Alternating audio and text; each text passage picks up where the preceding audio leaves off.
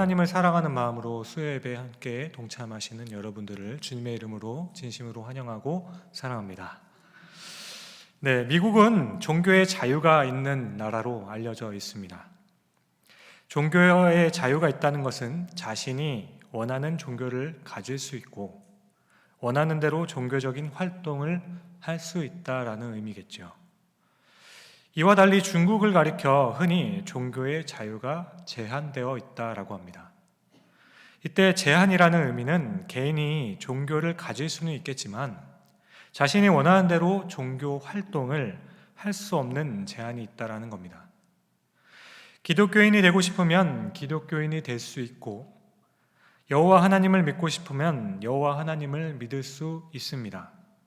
하지만 그 하나님을 마음대로 자기가 원하는 그때로 섬긴다든지 아니면 자신이 믿는 하나님을 사람들에게 전하거나 표현하는 일은 제한되어 있다라는 겁니다. 그래서 종교의 자유가 제한되어 있다라고 합니다. 다시 미국의 경우를 보면 미국 헌법에 명시된 종교의 자유에는 인본주의적인 생각이 강하게 내포되어 있다는 것을 알게 됩니다. 처음 청교도들이 말하는 종교의 자유와는 조금 다른 부분이죠. 헌법에 명시된 종교의 자유는 개인의 권리가 같이 포함되어 있습니다. 그래서 여호와 하나님만을 섬긴다고 하는 것이거나 예수 그리스도만을 주님으로 고백하는 그 고백을 온전하게 실현하는 그 자유를 표현한 것은 아닙니다.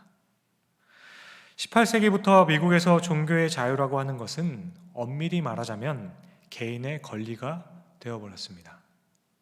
다시 말해서 한 인간이 개인적으로 가질 수 있는 기본적인 권리 중에서 종교의 권리도 보호하고자 하는 의미로 해석된다라는 것이죠. 따라서 여기에서 말하는 인간의 기본적인 권리를 보호하고자 하는 그 뜻은 이런 것입니다. 다양한 종교를 가지고 있는 그 상황에서 내가 믿는 것이 다른 사람들이 믿는 것에 방해가 되거나 걸림이 되는 일은 없어야 한다는 의미로 해석되는 것이죠. 그리고 세월이 흘러 이런 부분은 조금씩 더 발전하여서 미국은 더 이상 공립학교에서 기도를 한다든지 아니면 기독교 중심의 활동을 하는 것이 다 허락되지 않는 상황에 놓이게 됩니다. 이렇게 하는 이유는 다른 사람이 가지고 있는 그 종교의 자유에 침해가 된다고 생각했기 때문이에요. 결국 우리가 생각하는 미국이 종교의 자유가 있다라는 것은 여호와 하나님을 온전히 섬길 수 있다는 의미가 아니라는 거죠. 오히려 내가 할 수 있는 종교적인 활동이 점점 더 제한될 수밖에 없는 나라가 되어버렸다는 겁니다. 미국 헌법상의 이 종교의 자유는 하나님을 높였다기보다는 인간이 가지고 있는 그 권리를 더 강조한 결과를 만들었다는 것이죠. 지금 코로나 상황 가운데서도 그 선진국이었던 미국이 어려움을 겪고 있는 것은 바로 이 개인의 권리에 대한 보호가 다른 것보다 가장 우선시되고 있기 때문입니다. 1933년과 73년 그리고 2003년에 이르러서 인본주의 선언문이라는 것을 발표하게 됩니다. 이 선언문에서는 인간의 성숙함이라는 것은 모든 종교로부터의 자유함이라고 이야기합니다. 또 이것이 발전하면서 이제 현대인들에게는 종교의 자유를 이야기하지 않고 종교로부터의 자유를 이야기하게 됩니다. 이때 종교로부터의 자유란 하나님으로부터의 그 자유, 모든 권위에서부터의 그 자유를 말합니다. 나를 속박하고 있는 존재에 대한 어떤 자유, 확신할 수 없는 어떤 것으로부터 구속과 속박을 받고 있다는 그것으로부터의 자유, 하고 싶다는 그 표현을 하고 있다는 거죠. 이것이 현대인들이 추구하고 있는 진정한 의미의 자유가 되어버렸습니다. 그래서 다른 사람들의 종교적 활동으로 인해서 나의 종교적인 생활이 제한되거나 억제되는 것보다 더 심각한 것은 종교로부터의 자유가 아닐까 싶습니다. 왜냐하면 이것은 하나님을 거부하는 것이기 때문이에요. 그런데 지금 갈라디아에 있는 그 유대인들이 바라본 바울이 이런 모습이었다는 겁니다. 바울은 유대인들이 보기에는 율법으로부터의 그 자유를 말하는 것 같았기 때문이에요. 바울은 더 이상은 할례를 받지 않아도 된다고 하거나 안식일을 더 이상 지키지 않아도 된다라고 했었습니다. 그리고 지금까지 지켰던 정한 음식만 먹었던 것에 매이지 말고, 음식은 하나님께서 주신 선한 것이기 때문에 무엇이든지 먹든지 상관이 없다는 이야기를 하였던 거죠. 그렇게 이런 이야기들을 들은 당시 바리새인들과 경건한 종교인들은, 그들이 생각했던 것은 바울은 이 율법으로부터의 자유를 이야기하고 있는 것이구나 라고 오해했다라는 거죠. 바울은 유대인들이 생각하기에 전통을 무시하고 관습과 권위를 무시하는 자로 생각되게 됩니다. 하나님께서 주신 율법을 무시함으로 하나님을 거부하는 것과 같이 보였다라는 거죠. 그래서 자기가 원하는 대로 그냥 자기 마음대로 살려고 하는 지극히 인본주의적인 입장이라고 오해하게 되는 겁니다. 그렇기 때문에 일부 사람들은 바울을 가리켜서 저 사람은 자유주의자구나 라고 생각했습니다. 그렇기 때문에 자신의 이익을 위해서 편안하게 살려고 그동안 만들어져 있던 그 틀을 다 깨어보려고 하는 그런 사람이라고 생각했다라는 거예요. 왜 그렇지 않았겠습니까? 당시 유대인들의 입장에서 바울이 하는 이야기를 잘 들어보면 정말로 도전적이고 아주 무례한 모습이었다라는 거죠. 율법을 지키고 있는 사람들을 향해 하는 말들이 얼마나 인간 중심적인 말, 인본주의처럼 하나님을 무시하는 모습으로 보였겠냐는 것입니다. 지금까지 조상 대대로 내려오던 그 율례와 법도와 전통들을 모두 무시하는 것과 같은 모습이었기 때문입니다. 그래서 사람들은 생각하기를 바울은 율법으로부터 도망을 가려고 하는 자유주의자라고 생각하게 되었던 겁니다. 하지만 이때 바울은 율법으로부터의 자유를 말하고 있는 것이 아니었습니다. 율법의 자유를 말하고 있었던 거죠.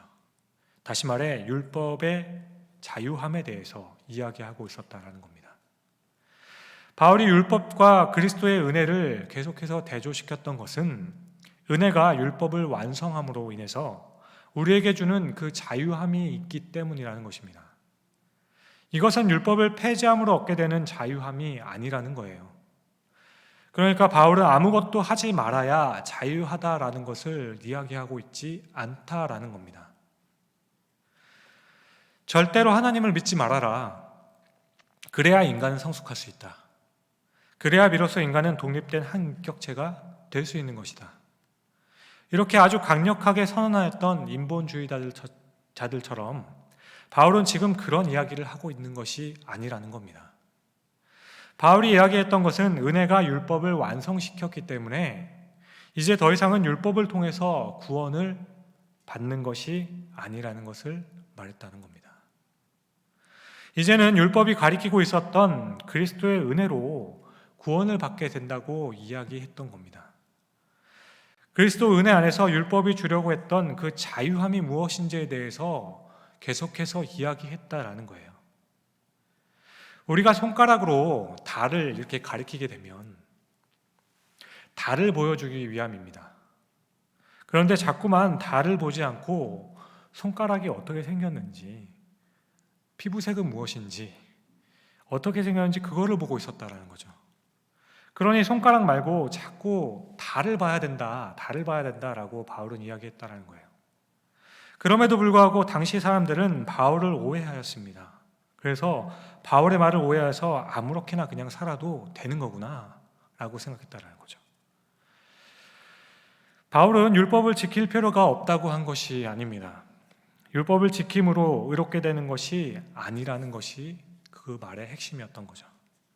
그런데 당시 자유주의를 선언하는 사람들도 이 말을 오해하여서 우리 바울 선생께서 가르치시기를 안식일 지키지 않아도 된다고 합니다.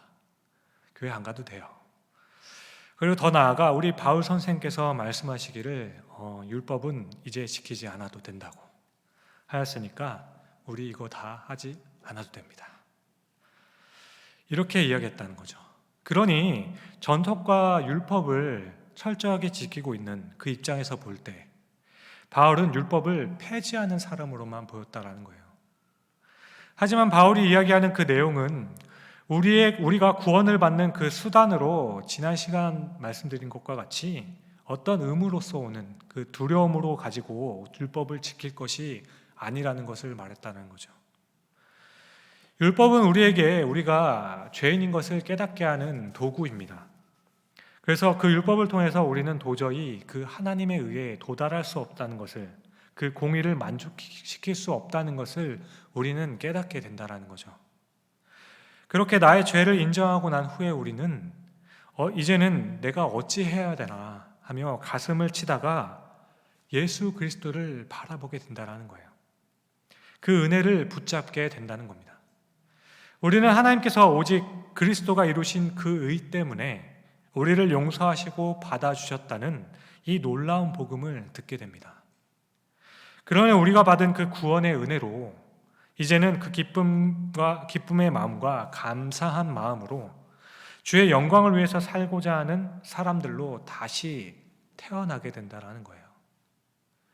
그러므로 구원받은 우리가 다시 율법을 지킬 그때에는 그것은 매우 자발적이며 기쁨이 있는 것이라고 이야기를 했다라는 겁니다.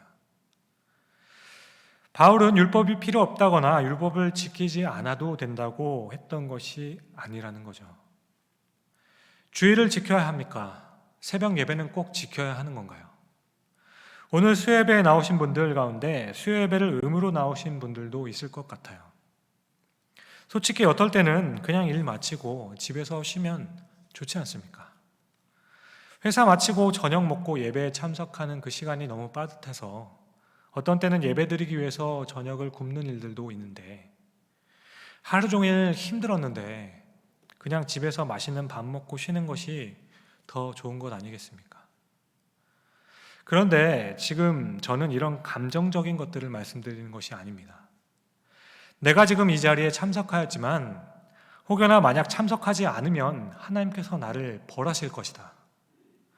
이렇게 하나님께서 나에게 힘들게 만들 것과 같아서 오신 분들은 없다라는 겁니다.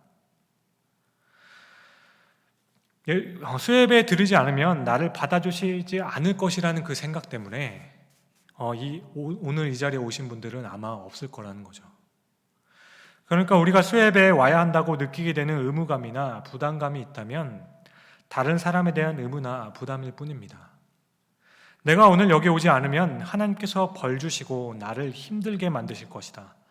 그래서 내가 이 지긋지긋하지만 혹시 벌을 받지 않기 위해서, 아니면 구원을 받기 위해서는 내가 이거 해야지, 내가 이곳에 그렇게 왔다고 생각하고 나오신 분들은 없을 것입니다. 우리는 똑같은 일을 하더라도 우리가 어떤 마음으로 하느냐에 따라서 굉장히 달라지는 것을 우리는 스스로 경험합니다. 저는 제가 학창시절에 공부를 그리 잘하지 못해서 핑계면은 제가 운동부였기 때문에 부모님께 죄송한 마음이 좀 있었습니다. 그런데 시험 기간이 되어서 이날은 제가 마음을 가다듬고 한번 공부를 해봐야지 하고 있는 그 찰나에 이상하게도 꼭 때마침 그때에 항상 부모님께서 얘기를 하십니다. 상렬아, 시험 기간인데 공부 안 하냐? 이렇게 말씀을 하시는 거죠. 제가 마음을 먹었는데 어떻게 하시는지 모르겠어요. 그런데 거의 항상 그럴 때 말씀하십니다. 그러면 이때 어떻게 됩니까? 왠지 공부하기 싫어요. 왠지 부모님이 하라고 해서 하는 느낌이 있기 때문에 더 거부감이 듭니다.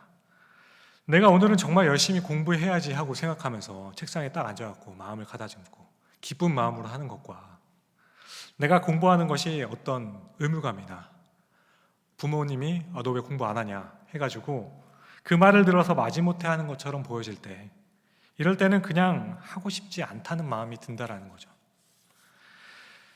하나님께서는 사실 우리에게 이것도 해야 되고 저것도 해야 되고 이렇게 살아라라고 요구하셨습니다. 그런데 여기서 정말 중요한 것은 그 말씀의 근거는 언제나 우리를 향한 그 은혜였다라는 것을 기억해야 된다라는 거예요. 여러분, 하나님께서 십계명을 말씀하시기 전에 바로 앞에 뭐라고 말씀하셨는지 아십니까? 모든 계명을 말씀하기 전에 하나님께서는 나는 너희를 애굽에서 건져낸 여호와이니라라고 먼저 말씀하셨어요. 그러니 바꾸어 말씀드리면 10계명을 보면서 열심히 살게 만드는 그 힘은 은혜여야만 한다라는 거예요. 내가 너를 애굽에서 건져내었다는 것은 생색을 내고 있는 것이 아니라는 거예요.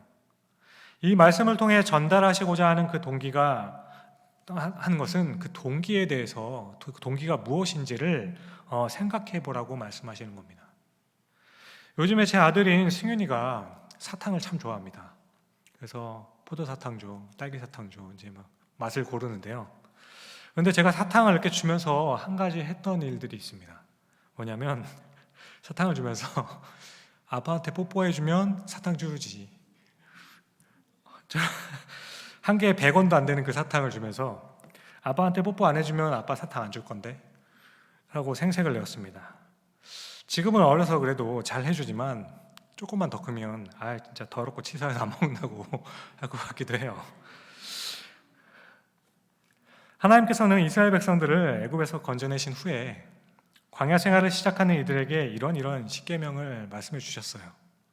그런데 이렇게만 보면 내가 너를 구원했는데 내 말 들어야 되지 않겠냐? 이렇게 강압하는 모습으로 볼 수 있다는 거죠. 하지만 출애굽기 20장 2절에서 말씀하는 나는 너를 애굽 땅 종되었던 집에서 인도하여 낸 내 하나님 여호와이니라. 이렇게 말씀하시며 이들에게 십계명을 주는 그 배경을 살펴보면 전혀 다른 느낌이라는 거예요. 애굽에 종살이를 하였던 이스라엘 백성들은 도저히 스스로는 자유함을 얻을 수 없는 상태였습니다. 그런 구속과 속박에서 고통하고 괴로워하고 있던 자신들을 하나님께서 친히 건져주신 거예요. 그러니까 십계명은 자신들을 구원해 주신 하나님께 대한 그런 감격과 감사가 먼저인 거예요. 그래서 십계명은 이제는 내가 어떻게 해야 그 나를 구원해 주신 하나님을 기쁘게 하며 살아갈 수 있을까? 어떻게 하면은 하나님의 말씀대로 내가 살아갈 수 있을까를 고민하는 그 생각을 가진 사람들에게 주신 말씀이라는 거예요. 사실 이때 이 은혜가 없으면 그 율법에 대한 요구, 의무감 이런 것들은 하나님께서 전혀 기쁘게 받아주시지 않는다라는 거예요. 이런 것들을 통해서 하나님을 만족시킬 수 있는 사람은 한 명도 없다라는 겁니다. 그런데 사람들은 바울을 오해했습니다. 바울은 지금 율법으로부터의 자유를 이야기하는 것이 아니었다라는 거예요. 오늘 본문 6절에 그리스도 예수 안에서 할례나 무할례나 효력이 없다라고 합니다. 지금 여기서 말하고자 하는 바울의 의도는 할례를 받았냐, 받지 않았느냐 하는 것을 이야기하는 것이 아니라는 거죠. 할례나 무할례나 다 소용이 없다라고 합니다. 왜냐하면 우리는 이제 오직 예수 그리스도의 그 은혜만 되기 때문이에요.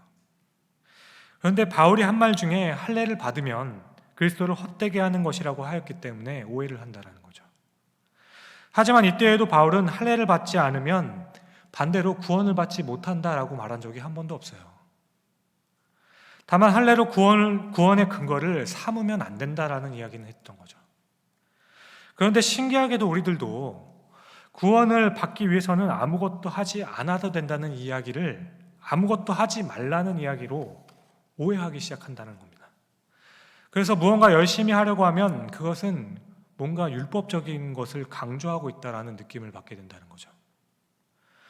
은혜 중심으로 은혜에 대해 설교만 해야 되는데 은혜에 대한 설교를 같이 하면서 여러분 거짓말하지 마세요. 여러분 착하게 살아야 됩니다. 열심히 사세요 라고 말하면 이것은 율법적인 설교 같은데? 라고 생각한다는 거죠. 하지만 이것은 오해입니다. 우리는 열심히 살아야 합니다. 거짓되지 않게 살아야 돼요. 정직하셔야 합니다. 그런데 이 이야기의 근거가 바로 우리가 받은 그 은혜가 있기 때문입니다. 라고 이야기하는데 자꾸 오해한다는 거죠. 지금 바울은 이런 것을 하면 안 된다고 하는 것도 아니고 율법으로부터 자유하라고 하는 것도 아닙니다. 진정한 의미에서 율법이 주는 자유란 무엇인지를 너희들이 이제는 경험해봐라 라고 이야기하고 있다는 거죠. 한 가정에서 식사를 초대를 합니다. 근사한 곳에 식사를 마련하여서 두 가정의 부부를 초대하게 되죠.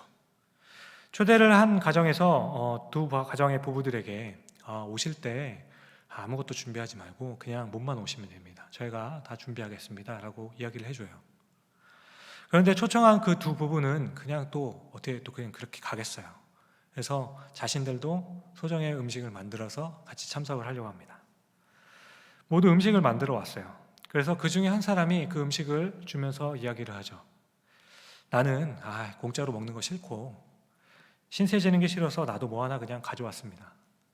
그리고 이어서 말하기를 나는 이 식사에 나도 준비한 것이 있으니까 정말 공짜로 먹는 거 아닙니다. 나도 이 식사에 공유를 했어요. 저도 기여한 거예요 라고 이야기를 하는 거죠. 또 다른 사람은 또 음식을 가져왔습니다.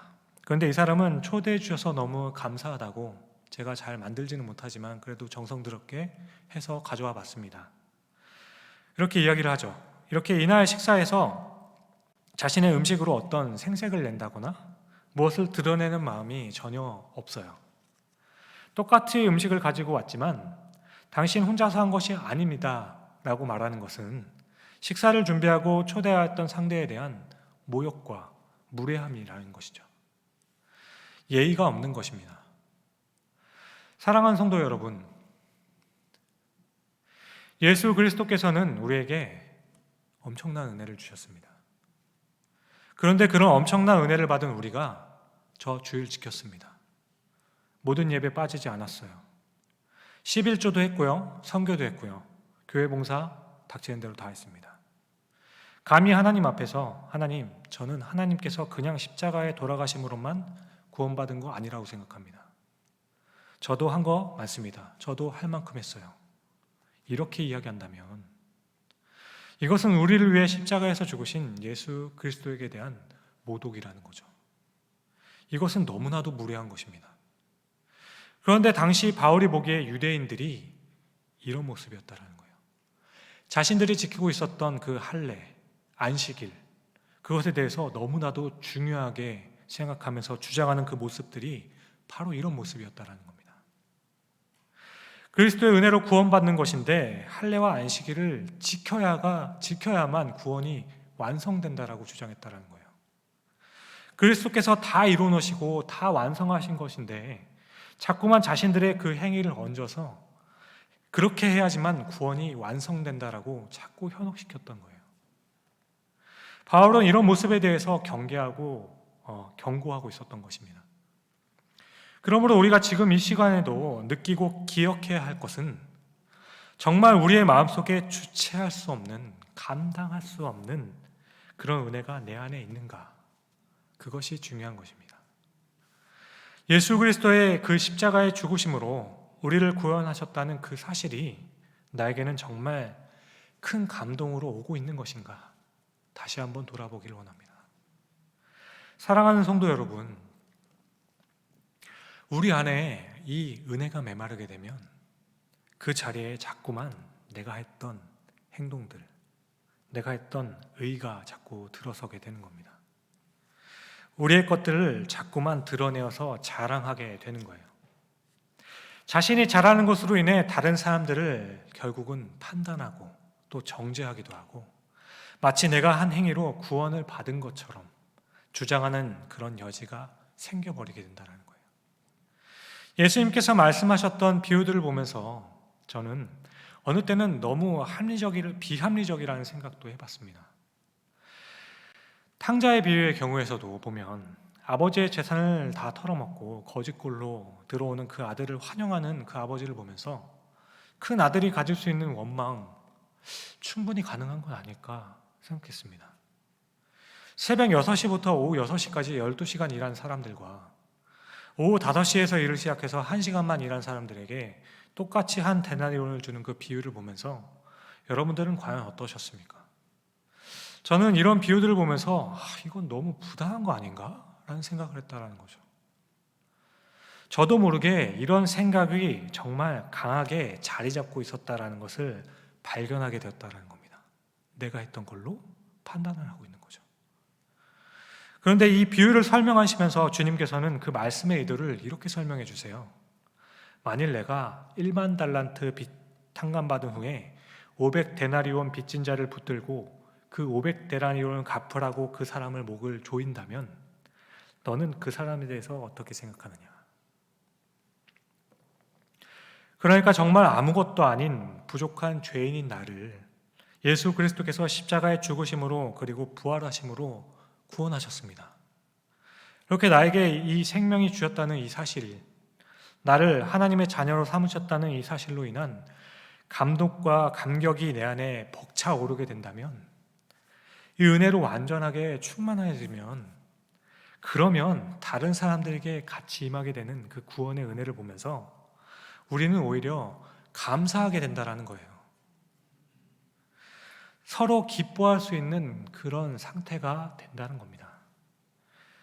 왜 저런 사람에게도 나와 똑같은 구원을 주느냐라고 말하지 못한다는 거예요. 나는 정말 주를 위해 한 일이 이렇게 많은데 왜 저런 사람하고 나와 똑같이 대우하느냐고 말할 수 없다는 겁니다. 그 이유는 이 모든 것을 덮는 하나님의 은혜가 있기 때문이에요. 우리가 보여줄 수 있는 모든 것, 우리의 모든 행위를 그야말로 아무것도 아닌 것처럼 만들어버릴 만큼 크고 위대한 것이 바로 우리에게 주신 그 하나님의 은혜라는 것입니다. 이 은혜가 얼마나 큰 것인지, 얼마나 위대한 것인지를 알고 난 후에는 다른 사람들을 용서하라는 그 말에도, 이제는 어떻게 살아야 한다는 그 말씀에도 그저 아멘 할 수밖에 없다라는 겁니다. 내가 최선을 다해서 무엇은 일을 하였어도 감히 그것을 하나님 앞에서 나도 한 것이 있다고 말할 수 없게 만드는 것이 바로 우리가 받은 그 은혜라는 거예요. 따라서 바울이 5장 서두에까지 계속해서 이 이야기를 반복적으로 할 때 속이 답답하고 안타깝게 느꼈던 것은 내가 옳고 당신들은 틀렸습니다, 이 말을 했던 게 아니라는 거예요. 갈라디아서에서 바울이 때로는 분노를 하고 때로는 열변을 토하면서 그런 말을 하는 모습 중심에는 아주 고집스러운 바울 자신의 논리와 자신의 생각으로 자신이 맞다고 옳다고 하는 것을 다른 사람들에게 증명하고 있는 모습이 아니라는 거예요. 바울이 가슴을 치고 정말 답답해하는 것은 도대체 너네가 받은 그 은혜를 아느냐는 거예요. 우리에게 주신 그 은혜를 너희는 알지 않느냐는 것입니다. 바울은 지금 갈라디아 교인들을 향해서 왜 자꾸만 넘어지려 하느냐, 왜 자꾸만 다른 곳으로 가느냐, 내가 그렇게 가르쳤는데 왜 다른 사람들의 말을 듣느냐, 이렇게 자신을 내세우고 있는 모습이 아니라는 거예요. 바울이 갈라디아 교인들을 보면서 속이 터지고 답답해하는 것은 너희가 받은 은혜가 너희 눈에 안 보이느냐는 거예요.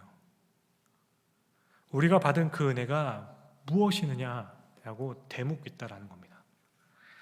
우리가 처음 받았던 그 은혜가 어떤 은혜였는데 거기다가 어찌 감히 우리의 행위를 섞느냐는 거예요.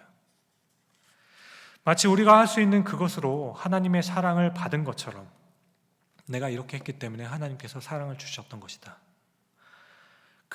어떻게 그렇게 말할 수 있느냐고 이야기했다는 겁니다.